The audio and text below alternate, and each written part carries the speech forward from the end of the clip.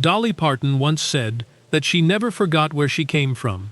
And when you understand where that actually was, you realize those words weren't inspiration, they were survival. She was born the fourth of 12 children in a 2-room cabin in Locust Ridge, Tennessee, with no electricity and no running water. The midwife who delivered her was paid with a sack of corn. Her father worked himself to exhaustion every single day and never learned to read a word in his life. Her mother kept the family's spirit alive by singing folk songs beside the fire at night. In winter, the children huddled together under a single thin blanket for warmth. That was the world Dolly came from. One story from those years defined everything that followed.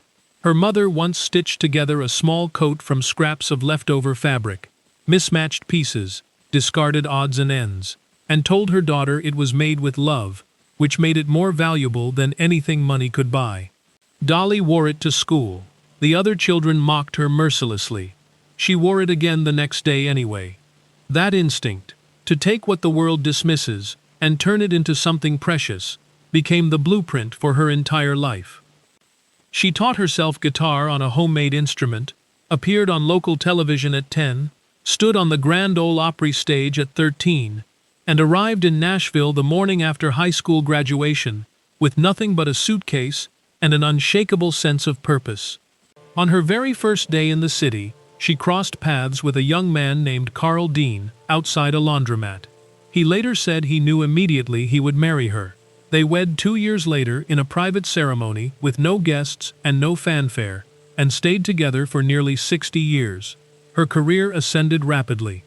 A partnership with country star Porter Wagoner brought her to national audiences, though by her own account, the relationship was both formative and suffocating.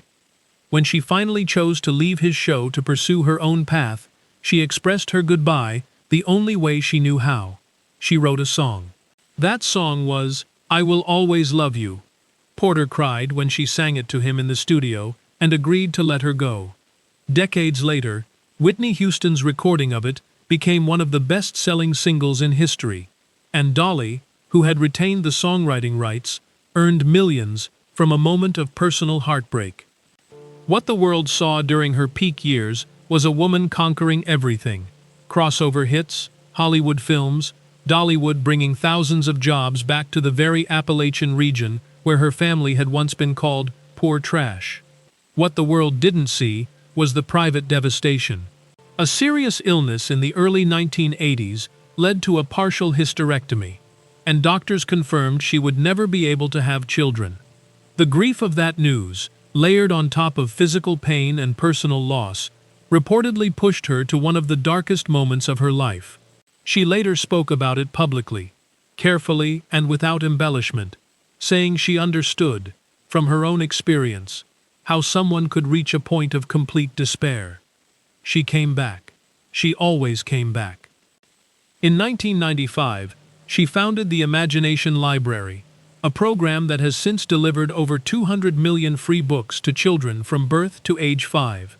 She built it quietly, in honor of the father who never learned to read. Carl Dean passed away in March 2025, at age 82. In an interview shortly after, Dolly, who had rarely shown emotion on camera in over 50 years of public life, could barely get through his name. At 80 years old, widowed, managing health challenges, she is still writing, still building, still showing up. The rhinestones haven't come off. Neither has the smile. And neither, apparently, has the girl who once refused to take off a patched coat while the whole schoolyard laughed. If this story stayed with you, hit like and subscribe. There are more lives worth remembering here.